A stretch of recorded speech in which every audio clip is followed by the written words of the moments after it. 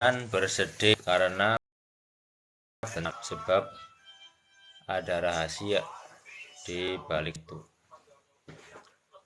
Seorang sejarawan dan sastrawan dari Mesir yang bernama Ahmad bin Yusuf menyebutkan dalam sebuah bukunya yang sangat al-Muqafa wa husnul uqba, manusia telah mengetahui bahwa pemecahan masalah yakni lenyapnya kesedihan dan kepedihan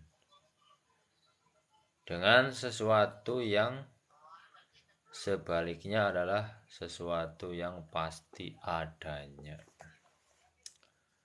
Ia tahu bahwa lenyapnya malam menandakan munculnya siang. Namun kelemahan tabiat manusia selalu saja mengiringi jiwa pada saat terjadinya bencana. Jika tidak diobati maka akan bertambahlah penyakitnya dan akan semakin besar cobaannya. Masalahnya adalah bahwa jiwa harus diberi kekuatan baru pada saat berada dalam kesulitan. Karena bila tidak disuntik dengan kekuatan baru, jiwa akan dipenuhi dengan keputusasaan yang selanjutnya akan menghancurkan dirinya sendiri. Orang yang putus asa itu hancur. Berarti putus asa hancur. Merenungkan bab ini, bab tentang orang yang mendapat cobaan lalu bersabar. Dan buah dari kesabaran yaitu adalah akibat yang baik. Dalam merupakan hal yang dapat menguatkan jiwa dan mendorongnya untuk terus bersabar dan menjaga sikap kepada Tuhan Rob berupa berbaik sangka akan terpenuhinya kebaikan setelah ujian itu berlalu. Di akhir buku itu ia mengatakan penutup Basir Jamhar mengatakan kesulitan yang datang sebelum kemudahan itu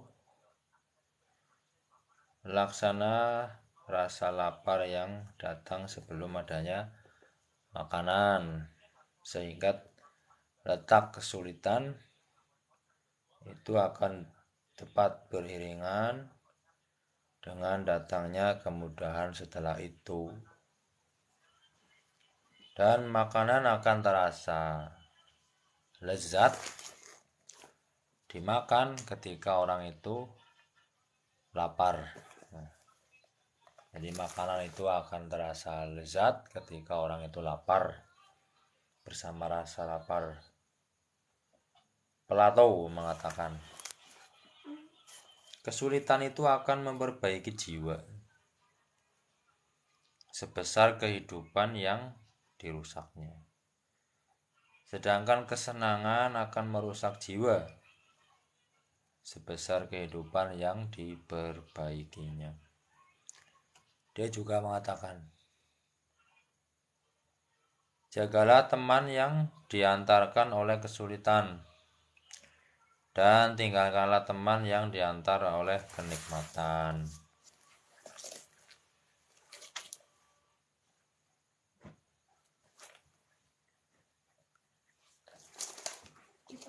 Pakai. Katanya lagi,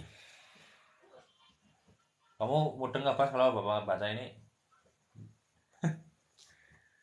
Kesenangan itu laksana malam, karena Anda tidak pernah berpikir panjang tentang apa yang Anda berikan atau apa yang Anda dapatkan.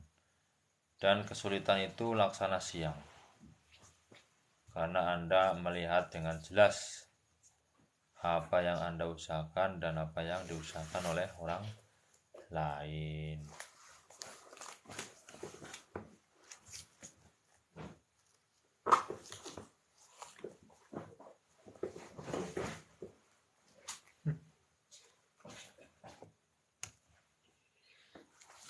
Kesenangan itu ibaratnya malam. Kesulitan itu seperti siang. Ardashir mengatakan kesulitan itu adalah celak yang dengannya Anda dapat melihat sesuatu yang tidak bisa Anda lihat dengan nikmat. Katanya lagi, sendi kemaslahatan dalam kesulitan itu adalah dua. Yang paling kecil adalah kekuatan hati. Orang yang terkena kesulitan itu atas apa yang menimpanya. Yang terbesar adalah menyerahkan sepenuhnya kepada Tuhan. Itu zat yang memilikinya dan zat yang memberi. Itu Allah. Namun sebaliknya, jika pikirannya tercurah untuk sesama makhluk, maka akan banyak sisi negatifnya dan akan banyak kepura-puraannya.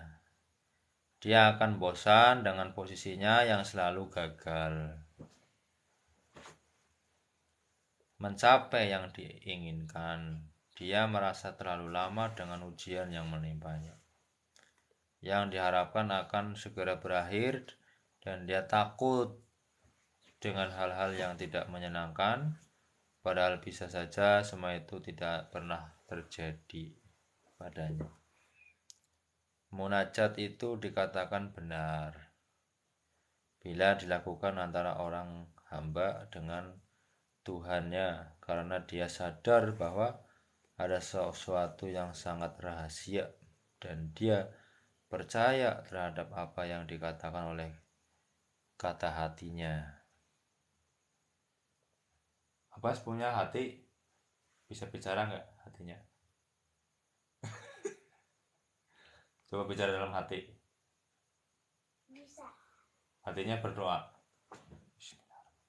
Hatinya dalam hati.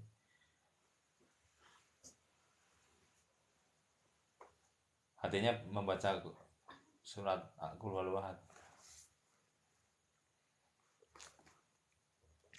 Sedangkan munajat yang dilakukan antara seorang dengan sesamanya lebih sering menyakitkan dan tidak menyentuh kemaslahatan. Allah memiliki rahmat yang diberikan kepada orang yang telah merasa putus asa kepadanya. Rahmat itu akan diberikan kepada siapa saja yang dia kehendaki. Kepadanya ada harapan untuk mendekatkan jalan keluar dan memudahkan urusan. Cukuplah Allah bagiku dan dia adalah sebaik-baik pelindung. Allah itu yang melindungi sebaik-baik pelindung. Pelindung yang paling baik. Siapa? Allah. Saya telah membaca buku At-Tanuhi yang berjudul Al-Farj Ba'da Syidah dan saya berusaha membacanya berkali-kali. Akhirnya saya menyimpulkan 3 hal. Pertama, nomor 1, adanya jalan keluar setelah kesulitan adalah sunnah yang telah berlangsung lama dan merupakan kepastian, itu pasti yang telah diterima secara umum. Contohnya, datangnya subuh adalah pasti setelah malam. Setelah kesulitan datang kemudahan, itu pasti. Kedua, hal-hal yang tidak disukai justru akan banyak memberikan manfaat dan faedah yang lebih bagus dan lebih baik terhadap hamba dalam kehidupan beragama dan keduniaan daripada hal-hal yang disukai. Ketiga, yang memberikan manfaat dan menolak mudarat sebenarnya adalah Allah yang Maha Tinggi. Dan ketahuilah bahwa apa yang akan menimpa diri Anda ini tidak akan menimpa orang lain. Dan apa yang tidak akan menimpa Anda tidak akan pernah menimpanya. Jangan bersedih, karena sesungguhnya dunia itu terlalu hina untuk membuat Anda sedih. Ibnul Mubarak, seorang alim yang sangat masyhur, yaitu mengatakan, puisi Adi bin Zaid lebih aku sukai daripada istananya Amir Thohir bin Al-Husain jika istana itu milikku. Puisi yang indah dan mempesona itu berbunyi demikian. Wahai orang yang mencela dan menghina orang lain, apakah kau lepas dari ujian dan cobaan? Atau kau punya janji kuat dari hari-hari itu? Engkau adalah orang yang bodoh dan tertipu. Sudah bodoh, tertipu lagi. Itu orang yang mencela orang bodoh dan tertipu. Artinya, wahai orang-orang yang selalu menghina dan melecehkan orang lain, apakah Anda terikat janji untuk tidak terkena musibah seperti mereka? Ataukah hari-hari telah memberi jaminan untuk keselamatan Anda dari berbagai bencana dan cobaan? Lalu mengapa Anda selalu mencela? Dalam sebuah hadis yang sahih disebut, satu aja guys. Seandainya dunia ini di sisi Allah sama nilainya dengan sayap seekor nyamuk, guys. Seandainya dunia ini di hadapan Allah harganya sama dengan sayap nyamuk, satu sayap. Nyamuk kan sayapnya berapa? 2 apa 4? Dunia ini seharga sayap nyamuk. Niscaya Allah tidak akan pernah memberi minum seorang kafir walau seteguk air. 4. Dunia ini dulu pakai ratusan apa dunia 4 lah, gede segini.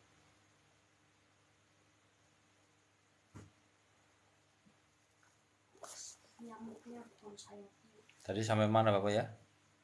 Sampai nyamuknya. Jadi dalam hadis itu disebutkan seandainya dunia ini di sisi Allah sama nilainya dengan sayap seekor nyamuk. Ya, seekor nyamuk sih harganya berapa? Kira topnya suruh bilang ya selap topnya. Lah sih lihat.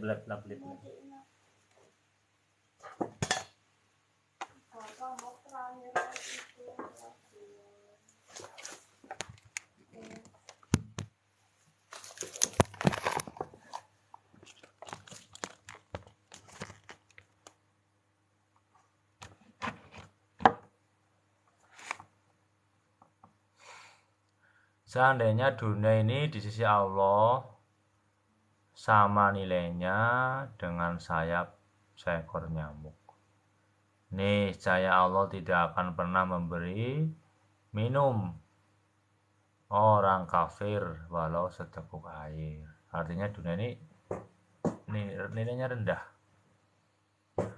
Menurut Allah, dunia lebih tidak berharga dari sayap seekor nyamuk. Inilah hakikat nilainya yang timbangannya di sisi Allah. Lalu mengapa harus takut dan resah karena dunia? Kenapa harus takut? Kenapa harus resah karena dunia? Kebahagiaan adalah Anda merasa aman dengan diri, masa depan, keluarga, dan kehidupan Anda sendiri. Dan semua ini terhimpun dalam iman, ridho kepada Allah, ridho kepada ketentuannya, qanaah, ridho terhadap pemberiannya. Jangan bersedih karena Anda beriman kepada Allah.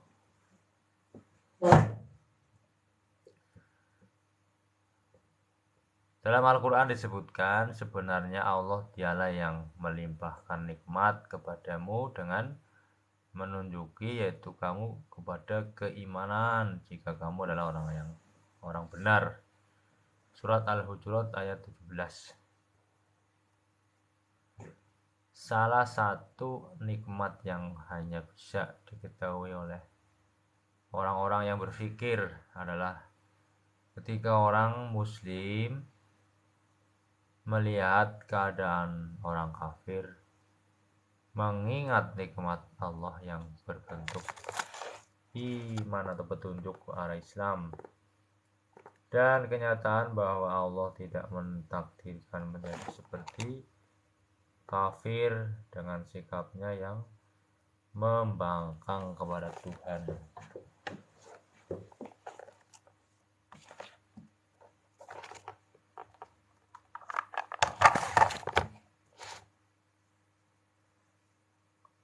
Sikapnya yang menyimpang dari ayat-ayatnya, sikapnya yang mengingkari sifat-sifatnya, sikapnya yang melawan zat yang telah menciptakannya dan memberinya rezeki, sikapnya yang mendustakan para rasul dan kitab-kitabnya, dan sikapnya yang durhaka terhadap semua perintahnya. Setelah itu ingatlah bahwa Anda adalah seorang muslim, yaitu yang mengesahkan Allah, yang percaya kepada Allah, utusannya, dan hari akhirat, serta menjalankan semua yang difardukan atau diwajibkan meski masih jauh dari sempurna, meski jauh dari yang diharapkan. Semua itu menurut Allah merupakan nikmat yang tiada memiliki harganya, nikmat yang tiada ternilai harganya, tidak bisa diperjualbelikan dengan harta benda dunia, tidak mungkin bisa dihitung.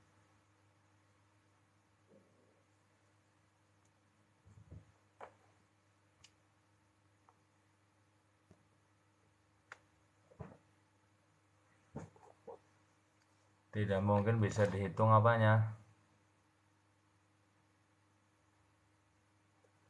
Dan tidak ada persamaannya dalam pandangan setiap orang. Allah berfirman yang artinya, maka apakah orang yang beriman seperti orang yang fasik atau orang kafir itu, mereka itu tidak sama. Suratul Sajdah ayat 18.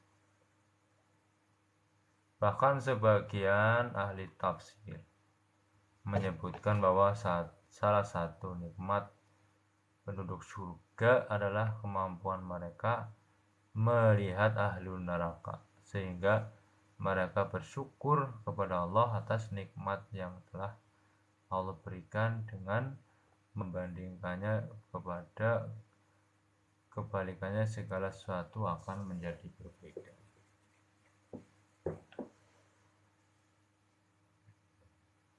Rehat. La ilaha illallah.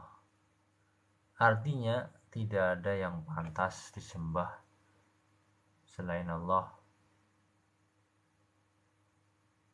karena dia memiliki sifat-sifat uluhiyah yang tidak dimiliki oleh selain Allah, yakni sifat-sifat kesempurnaan.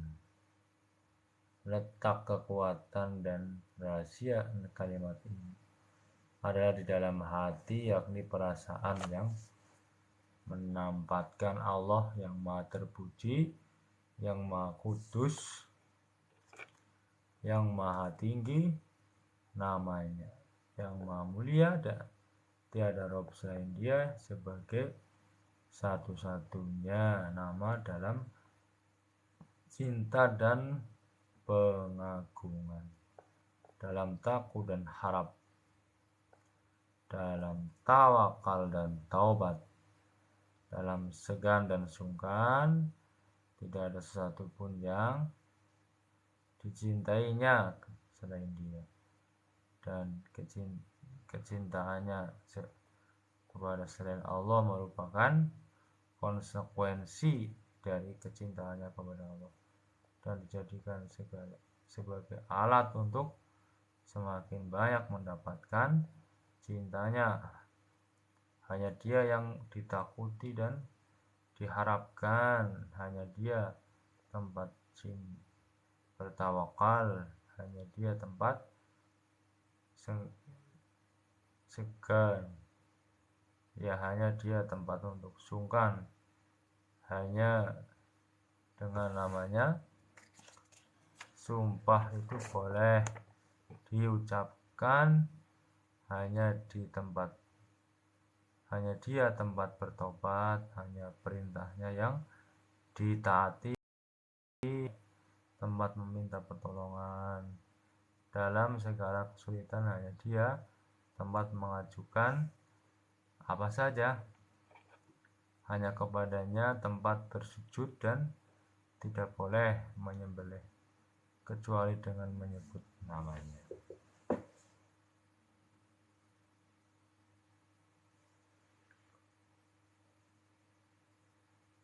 Alhamdulillah.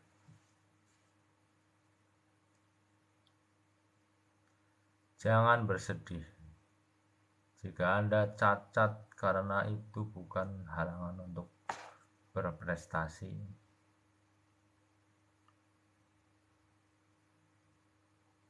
Jangan ngantuk. Subhanallah.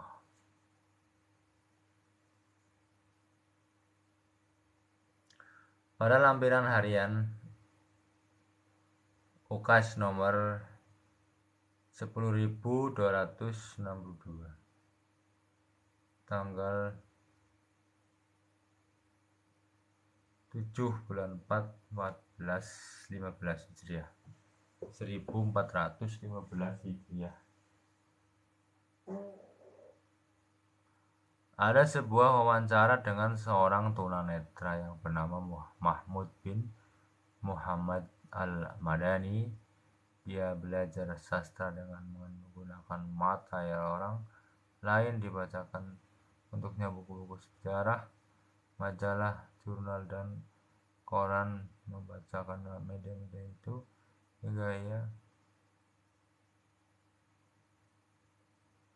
hingga akhirnya dia menjadi salah satu tokoh sastra yang disegani dan seorang yang sangat ahli dalam menciptakan kisah-kisah yang indah. Mustafa Amin dalam sebuah rubrik fiqrah di harian Asy-Syarqul Awsat menulis sebuah pernyataan yang diantaranya sebagai berikut: bersabarlah 5 menit saja terhadap tipu daya orang-orang yang menipu, kezaliman orang-orang yang zalim, dan kekejaman orang-orang yang kejam, sebab cambuk itu akan jatuh, rantai belenggu akan patah, orang yang dipenjara akan dikeluarkan, dan kegelapan akan tersibuk menjadi terang.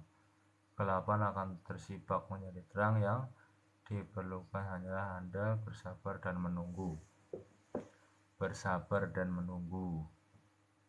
Tak jarang sebuah musibah akan menyesatkan dada, padahal di sisi Allah telah tertulis jalan keluarnya.